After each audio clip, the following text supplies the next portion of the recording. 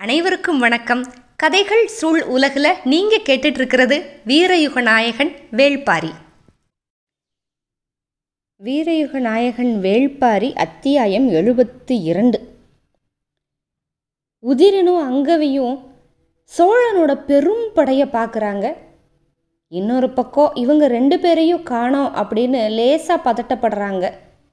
வேட்டுவன் பாறையில் திருமணத்துக்கு வந்திருக்கிறவங்க எல்லாரும். ஆனால் அவங்களும் அங்கேருந்து எவ்வியூருக்கு கிளம்பிடுறாங்க. இவங்க கிளம்புன 3ஆவது நாள் நள்ளிரவில் உதிரனும் அங்கவையும் எங்கே வந்தாங்க தெரியுமா? எயினூருக்குள்ளே வந்தாங்க. நாய் சத்தத்தை கேட்டு ஊரே முழிச்சுக்கிடுச்சு. உடம்பும் மனசும் அதிர்ச்சியிலிருந்து மீள முடியலை. எழுவனாரோட அந்த மணல் வெளியே கூட இவங்களால கடந்து வர முடியலை. அத்தனை காலடி தடம். யானையோடது, வில் வீரர்களோடது. அப்பப்பப்பா, கொன்றொழிக்க வேண்டிய எதிரிகளோட எண்ணிக்கை எத்தனை! கண்ணால் பார்த்த காட்சியை மற்றவங்க கிட்ட சொல்கிறதுக்கு அந்த கொந்தளிக்கிற உணர்வு இடம் கொடுக்க மாட்டேங்குது. இந்த எழுவனார் எயினூர்லேருந்து ரொம்ப தள்ளி குன்றுகள் நிறைய தாண்டி தான் ஓடுது. எதிர்ப்புறமாக திரும்பி போகுது. அதனால இந்த எயினூருக்காரவங்க யாருமே அந்த படையை பார்க்கல. இங்கே வந்ததுமே அங்கவே எயினூர்லேயே இருக்க சொல்லிட்டு வீரர்கள் 2 பேரை கூப்பிட்டுட்டு இரவோட இரவாக கிளம்பிட்டான் உதிரன். எங்கன்னா மலைப்பாதையில் செங்குத்தான வழித்தடத்தில் கோழியனூரை நோக்கி போகிறாங்க. இரவில் இந்த பாதை ஆபத்து அப்படின்னு ஊருக்காரவங்க சொல்லியும் தடுத்தும் கேட்குற நிலைமையில் இல்லை உதிரன். கோழியனூருக்கு போயிட்டா போதும், அங்கே இருக்கிற காவல் வீரர்கள்கிட்ட விட்டுட்டு அந்த குதிரையை விட்டுட்டு வந்தாங்களே இவங்க வர்றப்ப அந்த குதிரையில் எவ்வியூருக்கு போகணும். எதிரியோட படைகள் பரம்புக்குள்ளே நுழைஞ்சிருச்சுங்கிறது எவ்வளவு சீக்கிரமாக சொல்ல முடியுமோ அவ்வளவு சீக்கிரமாக பாரிக்கிட்ட சொல்லணும். எழுவனாரோட வழித்தடத்தை ஒட்டுன மலைப்பகுதியில் ஊர்கள் ரொம்ப கம்மி. நாளை மறுநாளோ படை வந்துக்கிட்டு இருக்கிறத மக்கள் பார்த்துருவாங்க. ஏன்னா வந்துக்கிட்டு இருக்கிறது இதுவரைக்கும் மக்கள் பார்க்காத அளவுக்கு எண்ணிக்கை இருக்கிற பெரிய படை. அங்கங்கே இருக்கிற மக்கள் தாக்குதலை ஆரம்பிச்சிடக்கூடாது. நல்லா ஒருங்கிணைந்த தாக்குதலாக இருக்கணும். அதனால் இப்போதைக்கு தாக்குதல் முக்கியமில்லை, செய்தியை பாரிக்கு கொண்டு போய் சேர்க்கறது தான் முக்கியம். நல்லா வழி தெரிஞ்ச 2 பேரை கூப்பிட்டுக்கிட்டு தான் அந்த மலையேற்றத்தை ஆரம்பித்தான் உதிரன். செங்குத்தான பெரிய பாறைகளில் துணிஞ்சு போனாங்க. காலடியில் கற்கள் அப்படியே உருண்டு கீழே விழுகிற சத்தத்தை கூட கேட்க முடியலை. அந்த அளவுக்கு சரிவு ரொம்ப ஆழம். பல இடங்களில் வேர்களையும் கொடிகளையும் பிடிச்சி மேலே ஏறணும். கூட அந்த வழி தெரிஞ்ச வீரர்கள் உதிரனை கூட்டிகிட்டு போகிறதுல ரொம்ப கவனமாக இருந்தாங்க. உதிரன் அப்படியே வெறி பிடிச்சி மேலே ஏறிக்கிட்டு இருந்தான். எந்த ஆபத்தையும் பொருட்படுத்துறதுக்கு ஆயத்தமாக இல்லை. அங்கவே செஞ்ச செயல் அவனை ஏற்கனவே உலுக்கிருச்சு. எவ்வளவு இக்கட்டான நிலைமையில தனி ஒருத்தியாக இருந்து என்னைய காப்பாற்றியிருக்கா. கடைசி வரைக்கும் நம்பிக்கை இழக்காம செயல்பட்டிருக்கா. கால்களுக்கு கீழே எண்ணிலடங்காத எதிரிகள் நகர்ந்து போய்கிட்டு இருக்கிறப்ப பகலும் இரவும் கவனமாக அவளையும் பாதுகாத்து என்னையும் பாதுகாத்திருக்கா. இந்த உறுதிப்பாட்டுக்கும் துணிவுக்கும் முன்னால் நம்ம செயல்கள் பொருட்டே இல்லை அப்படின்னு அவனுக்கு தோணுச்சு. எயினூர் வீரர்களே சில இடங்களை கொஞ்சம் தயக்கத்தோடு கடந்தாங்க. அந்த இடத்த கூட உதிரன் பாஞ்சு கடந்தான். அதிகாலையில் கோழியனூர் சேர்ந்ததும் காவல் வீரர்கள்கிட்ட குதிரையை வாங்கிக்கிட்டு எவ்வியூரை நோக்கி பாஞ்சு போகிறான். குதிரையினால் உதிரனோட வேகத்துக்கு ஈடு கொடுக்க முடியல. 3 ஊர்களில் குதிரையை மாற்றி பயணத்தை நிற்காம தொடரணும் அப்படின்னு நினச்சி பகல் இரவு பார்க்காம வேகமாக பாஞ்சான். அவன் மரத்துக்கு மேலே இருந்து கண்ணு முழிச்சதுமே அங்கவே சொன்ன எதையுமே முதல்ல உதிரனால் நம்பவே முடியல. அவன் முழிச்சப்ப பெரும்பான்மையான படைகள் போயிடுச்சு. பொழுது நீங்கி ரொம்ப நேரத்துக்கு அப்புறம் தான் அவனுக்கு மயக்கம் தெளிஞ்சது. மரத்தோட உச்சி கிளையில் உக்காந்த வாக்கில் கயத்தால் அவனை ஏன் கட்டி வச்சிருக்கா அப்படின்னு சொல்லிட்டு அவனுக்கு புரியவே இல்லை. அவன் பேச ஆரம்பித்ததுமே சொல்லிட்டா, அதிர்ந்து பேசாத. பொழுது மங்கி இருள் சூழ்ந்ததுனால அவனால் நடக்கிறது எதுவுமே புரியலை. ரொம்ப நேரத்துக்கு அப்புறம் மெதுவான குரலில் நகர்ந்துக்கிட்டு இருக்க படையை பற்றி சொன்னான். அப்போ கூட கட்டலை. ஏன்னா நிலைமையை புரிஞ்சுக்காம உணர்ச்சி மேலிடாமல் வேற ஏதாவது பண்ணிடக்கூடாதுல. அதனால் தெளிவாக இருந்தான். பரம்புக்குள்ள எதிரிகள் நுழைஞ்சதை தெரிஞ்சதுக்கு அப்புறமும் ஒரு காவல் வீரன் கதை கேட்டுக்கிட்டு இருக்க மாட்டான் அப்படின்னு அங்கவைக்கு தெரியும். ஆனால் இப்போ நிலைமை வேறு விதமாக இருக்குது. மயக்கம் நீங்கினதுலேருந்து அதிர்ச்சிக்கு மேலே அதிர்ச்சிகளை சொல்லிக்கிட்டு இருக்கா. ஆற்றுக்கு மேலே நல்ல உயரத்துலேருந்து பார்த்துருக்கா. என்ன அறிவு அவளுக்கு இருக்குது. அதனால் நகர்ற படையை பற்றி துல்லியமான கணக்கு சொன்னான். அங்கவை சொன்ன கணக்குகள் எதுவுமே இன்னமும் உதிரனோட காதை விட்டு அகலலை. பரம்பு வீரனா இந்த படையை தடுக்கிறது தான் என்னோட முதல் வேலை. பக்கத்தில் இருக்கிற ஊர்களை திரட்டி இந்த இரவிலேயே நான் தாக்குதல் ஆரம்பிக்க போகிறேன். எதிரிகளை இந்த இடத்த விட்டு துளி கூட நான் நகர விடாமல் பண்ணுறதுக்கு எனக்கு தெரியும். இப்படியெல்லாம் உதிரன் ஆத்திரத்தோடு பேசினப்ப அமைதியாக அந்த எண்ணங்களை மறுத்த அங்கவை. யோசிச்சு பாரு, தந்தை, தேக்கன், முடியன் இவங்க யாருமே யோசிக்காத ஒரு திசை, அது வழியாக ஒரு பெரிய படை உள்ள நுழைஞ்சிருக்கு. அப்படின்னா இதுக்கு பின்னால் விரிவான திட்டமிடல் இருக்கணும்.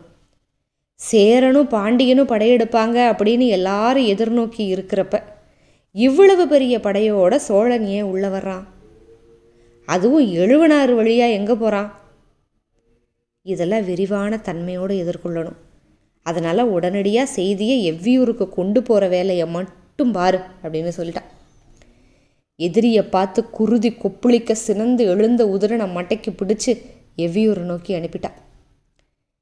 செய்தி தானே சொல்லணும், செய்தியை சொல்கிறதுக்கு நான் மற்றவங்களை கூட அனுப்பலாம், ஆனால் நான் எதிரிகளை தொடர்ந்து போகிறது தான் சரி அப்படின்னு உதிரன் மறுபடியும் வாதிடுறான்.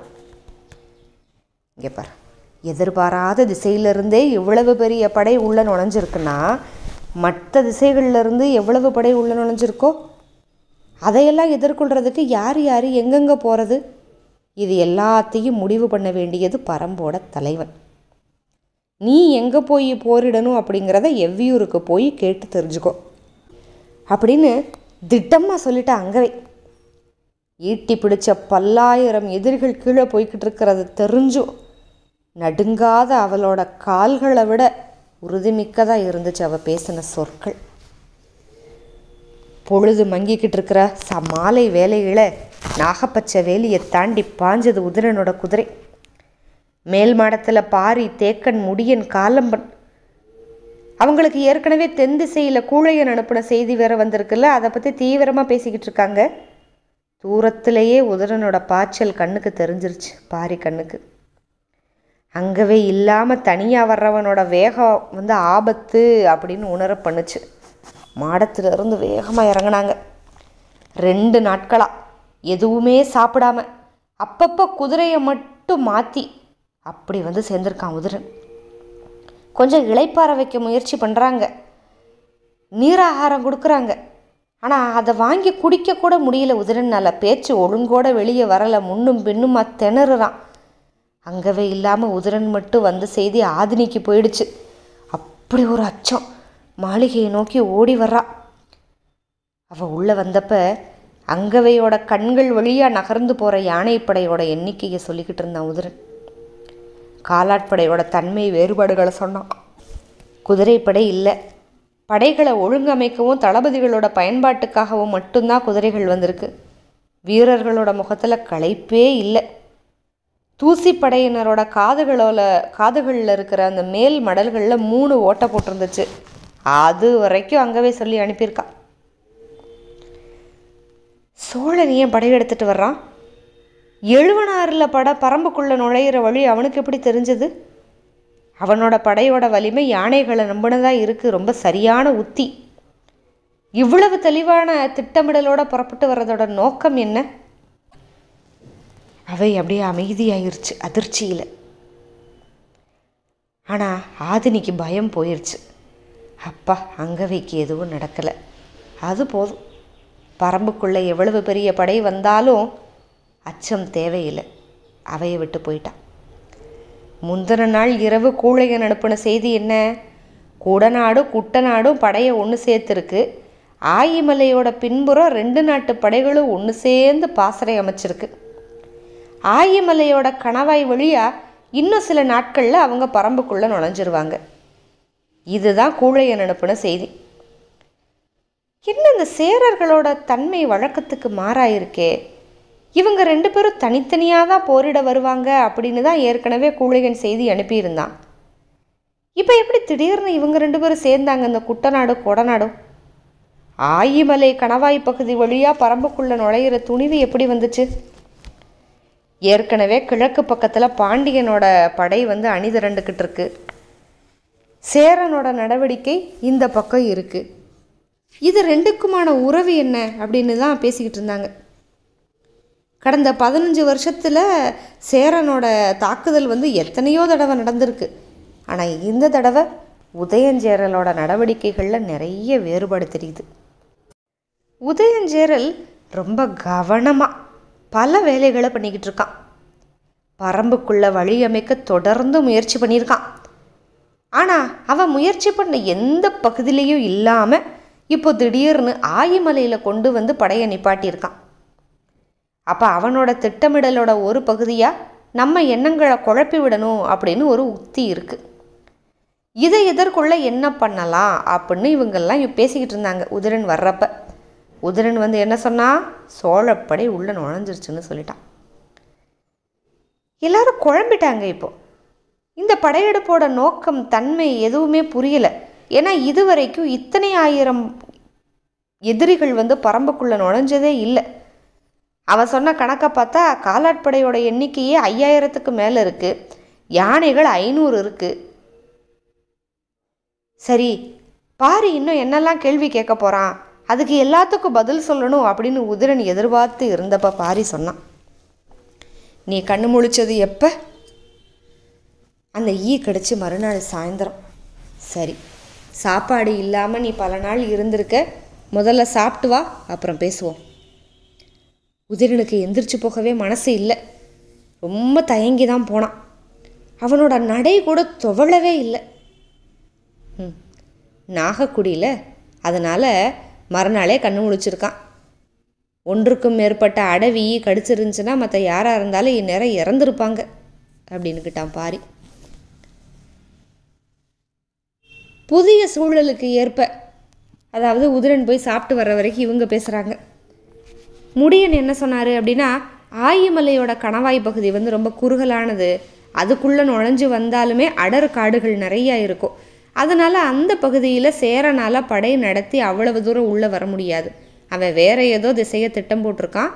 நம்ம கவனத்தை திசை திருப்புறதுக்காக இந்த பக்கம் இருந்து சில வீரர்களை அனுப்புகிறான் அப்படின்னா.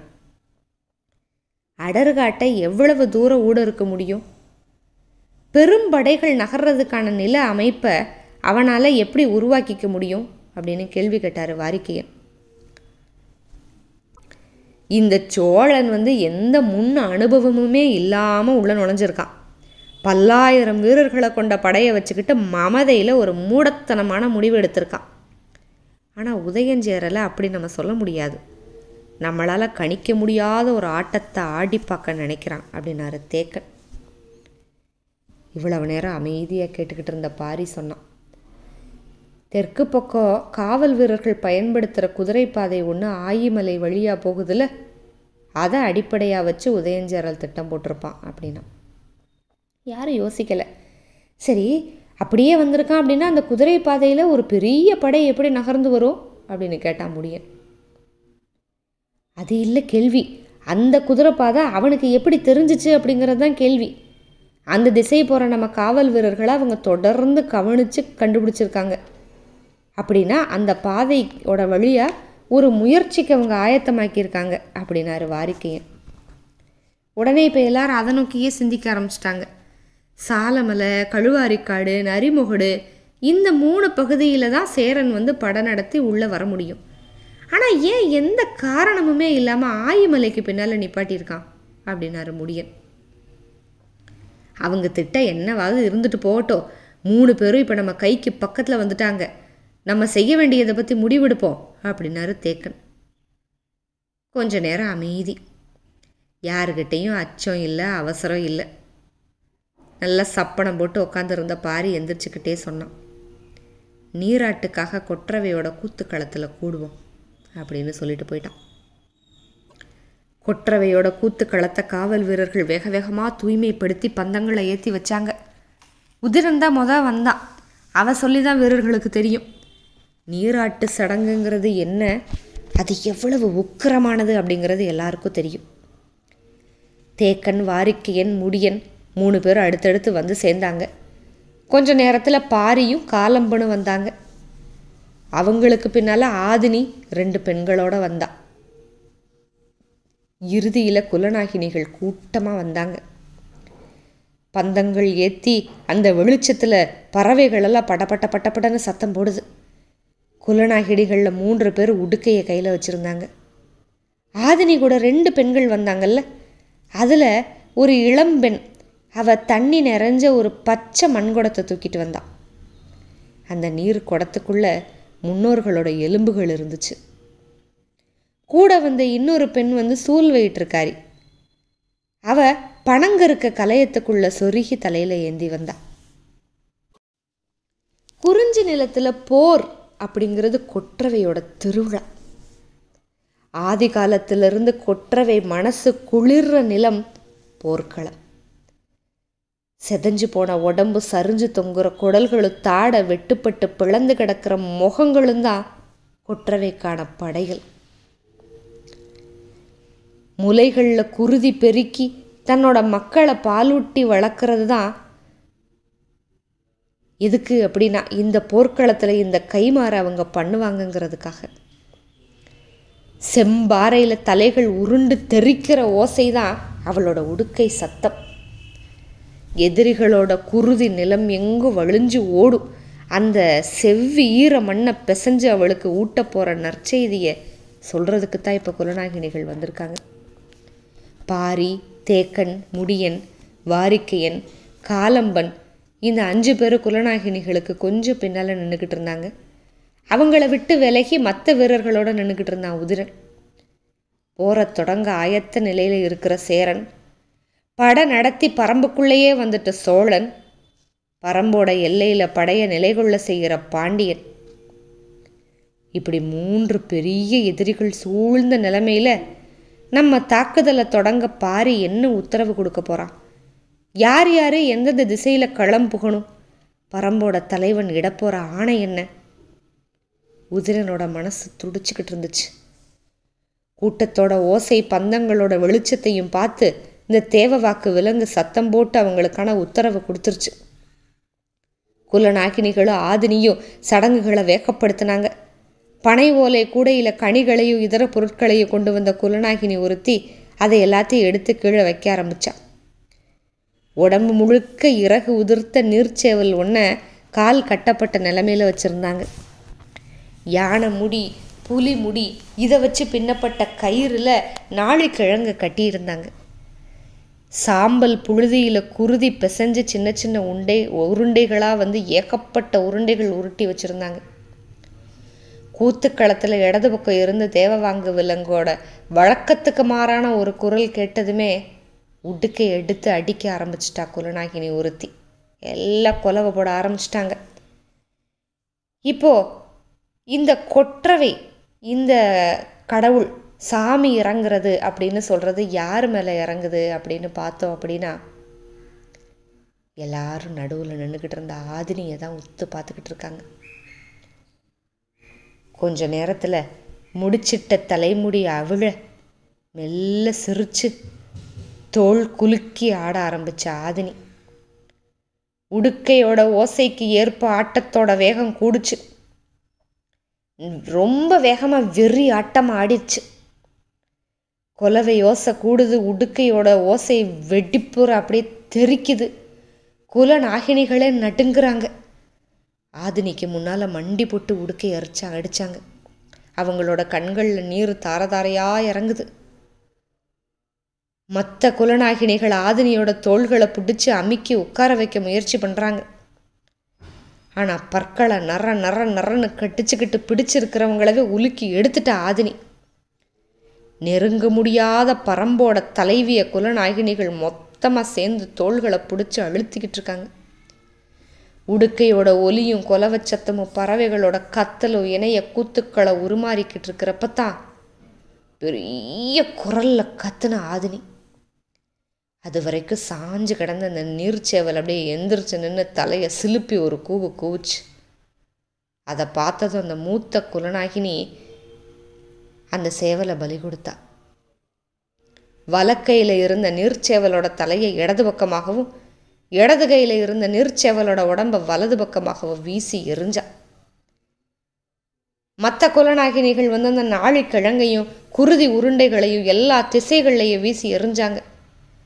கொலவ சத்தத்தோட தேவவாக்கு விலங்கோட சத்தமும் சேர்ந்து இருளவே உலுக்குச்சு. ஆதினி கூட 2 இளம் பெண்கள் வந்தாங்கல்ல, அதில் ஒரு இளம் பெண் சுமந்து வந்த அந்த பச்சை மண்குடத்து நீரை உட்கார்ந்துருந்த ஆதினியோட தலையில் ஊற்றுனாங்க. முன்னோர்களோட எலும்புகள் அவ உடம்பெங்கும் நழுவி இறங்குச்சு. இறங்குற எலும்பை 2 கையிலே ஏந்தினான். 1000 அணங்குகள் அப்படியே காடு முழுக்க இருந்து இறங்கி வந்து ஆதினிக்குள்ள அடங்க, எண்ணிலடங்கா முன்னோர்களோட விழா எலும்பை 2 கைகள்லையும் ஏந்திக்கிட்டான். இப்போ அப்படியே அதை பார்த்து ஆவேசம் கொண்ட பாரி பக்கத்தில் வந்தான். எல்லாரும் கூட வந்தாங்க. ஆதினியோட கைகளில் இருந்த ஒரு எலும்பை எடுத்தான் பாரி. கொலவ சத்தம் மேலிட அந்த எலும்பை வச்சு மார்பில் கீறுக்கிட்டான் வேள்பாரி. அப்படியே ரத்தம் கொப்புளிச்சு பெருகுது. உடுக்க அடிக்கிறவங்களோட ஆவேசம் மொத்த காட்டை உலுக்குச்சு. மிச்ச 4 பேரும் அதே மாதிரி முன்னோர்களோட எலும்பு எடுத்து மார்பில் கிழிச்சாங்க. திக்கெட்டும் இருந்து தேவவாக்கோட விலங்கோட குரல் எதிரொலிச்சுக்கிட்டு இருக்க, இப்போ அந்த சூழ் வயிற்றுக்காரி தலையில் சுமந்து வந்த கலையத்தோட பாரிக்கு முன்னால் வந்து மண்டியிட்டு உட்கார்ந்தான். குடத்துக்குள்ளே இருந்த பனங்கருக்கு எடுத்த பாரி அந்த கீறின மார்பு மேலே உறக்க தேய்க்கிறான். மேற்சதையை பிச்சுக்கிட்டு வருது அந்த பனங்கருக்கு. கொலவச்சத்தம், உடுக்கச்சத்தம், பறவைகளோட கத்தல், விலங்கோட கதறல், இது எல்லாம் சேர்ந்து இந்த பனங்கருக்குகள் மார்பு குருதி அப்படியே வாங்கிக்கிடுச்சு. அந்த குருதி தோஞ்ச பனங்கருக்கு அப்படியே ஆதினியோட கரங்கள் இப்போ ஏந்தி பிடிக்க, சூழ் வயிற்றுக்காரி மேடை மேலே ஏறி உக்காந்தா. கொற்றவையோட பசி அடக்கி தாகம் தீர்க்க எதிரிகளை மலமலையாக கொன்று ஒழிப்போ அப்படின்னு 5 பேர் மார்பு குருதி கொண்டு உறுதி அழிச்சிட்டாங்க. அதனால் ஆதினிக்குள்ளே இருந்த கொற்றவை சந்தோஷம் மகிழ்ந்தா. வாய் அகன்று சிரிக்கிற காடே அதிர்ற மாதிரி. ஆனால் அந்த மேடையில் உட்காந்துருந்த சூழ் வயிற்றுக்காரி சிரிக்கலை. ஆவேசம் தனியலை. விரிச்ச விழிகளில் இமை ஆடலை. இப்போ பெரிய குரல் எடுத்து கத்த ஆரம்பிச்சிட்டான். கொற்றவையை பார்த்து, வா என்கிட்ட வா அப்படின்னு பேய் கூச்சலிடுறான். தலையை மறுத்து ஆட்டி, விழப்போகிற எதிரிகளோட எண்ணிலடங்காத உடம்பை தின்னு முடிச்சிட்டு வர்றேன். உருவன குடல்களால் குன்றுகள் மறைஞ்சு கிடக்க காடெங்கும் பெருகி ஓடுற குருதியை குடிச்சிட்டு வர்றேன். அதுக்குள்ளே ஏன் கூப்பிடுற அப்படிங்கிறா கொற்றவை. சூழ் வயிற்றுக்காரி விடலை. அதை விட பெரிய குரல் எடுத்து, காலம் தாழ்த்தாத, எனக்கான வாக்கை கொடுத்துட்டு நீ பசியாரிக்கோ. கொற்றவை நகரலை. என்னோட மக்கள் கொன்று அழிச்சிருக்கிற பிணங்களை புசித்து முடிக்கிற வரைக்கும் பொறுத்துரு அப்படின்னு பற்களை நர நர நரன்னு கடிச்சு காட்டையே 2 கூரை பிளந்துக்கிட்டு இருக்கா. குலநாகினிகள் ஒன்று சேர்ந்து கொற்றவையை சூழ் வயிற்றுக்காரியை நோக்கி இழுத்துட்டு போகிறதுக்கு முயற்சி பண்ணுறாங்க. ஆனால் யாருனாலையும் அசைக்க முடியலை. உடுக்கை ஓசையில் இலைகள் கூட நடுங்குது. குலநாகினிகள் எல்லாரும் சேர்ந்து ஆவேசத்தோடு உக்காந்துருந்தவளை தூக்கி, ஆதினியை தூக்கி மேடைக்கு மேலே இருந்த சூழ் வயிற்றுக்காரியை நோக்கி அப்படியே நகர்த்திட்டு போனாங்க. சூழ் வயிற்றுக்காரியோட கண்கள்லேருந்து நீர் வழிஞ்சிக்கிட்டு இருந்துச்சு. ஆனால் கொற்றவை தன்னை நோக்கி வர ஆரம்பித்ததுமே அவள் முகத்தில் சிரிப்பு. குலநாகினிகள் வலுக்கொண்ட மட்டும் நகர்த்திட்டு போகிறாங்க ஆதினியை. ஏன்னா உட்காந்துருந்தது ஆதினி இல்லை, கொற்றவை. அவ்வளவு எளிதில் நகர்த்தி கூட்டிகிட்டு போயிட முடியாது. மலமலையாக குவியிற பிணங்களோட குருதி வாடையை உள்மூக்குள்ள நுகர்ந்துக்கிட்டு கொஞ்சம் அகமகிழ்ந்துக்கிட்டா கொற்றவை. எழுந்த கணம் குலநாகினிகள் முழு ஆவேசத்தோட மேடையை நோக்கி நகர்த்திட்டாங்க. பக்கத்தில் போய் உட்கார்ந்துருந்தவளோட நிறை சூழில் கை வச்சா கொற்றவை. காடு நட்டுங்குது. நிறை சூழுக்குள்ளே இருக்கிற இந்த புது உயிருக்கு இந்த மண்ணை காத்து கொடுப்பேன் அப்படின்னு கொற்றவை வாக்கு கொடுக்க, காட்டு உயிரோட காதுகளில் எல்லாம் அது எதிரொலிக்குது. எதிரிகளை கொன்று ஒழிக்க நிகழுற சூளுரையும் குருதி குடிக்க துடித்து எழுகிற ஆவேசமும் தான் இந்த சடங்கோட உச்சம். ஆந்தைகளோட வட்ட வெளியே நடுக்குற்ற அந்த கணத்தில் இருளும் மலையும் ஒரு சேர உணரும்படி காடு அதிர கத்துனா வேள்பாரி. இப்போ கொற்றவையோட பசி தீர்க்க எதிரிகளோட பிணங்களை மலையென குவிப்போம். பரம்பெங்கு வேந்தர் படை சிந்திர குருதி விட்டு ஈக்கள் அகலாம கிடக்கட்டும். சேரனோட படையை அழிச்சு ஒழிக்கிற வேலையை தேக்கனுக்கு, கூழையனுக்கு, உதிரனுக்கு கொடுக்குறேன். கிழக்கு திசையில் இருக்கிற பாண்டியனோட அந்த நிலை கொள்ளுற பாண்டிய படையோ கருவறுக்கிற வேலையை முடியனும், காலம்பனும், நீலனும் செய்யட்டும். எழுவ நாட்டோட மணலுக்குள்ள சோழ படையை புதைச்சி ஒழிக்கிறதுக்கு நான் புறப்படுறேன். பெரும் பசிக்கு திசை எங்கும் விருந்து அளிப்போம் அப்படின்னு சொல்லிட்டான். மற்றும் ஒரு பதிவில் சந்திப்போம். மிக்க நன்றி. வணக்கம்.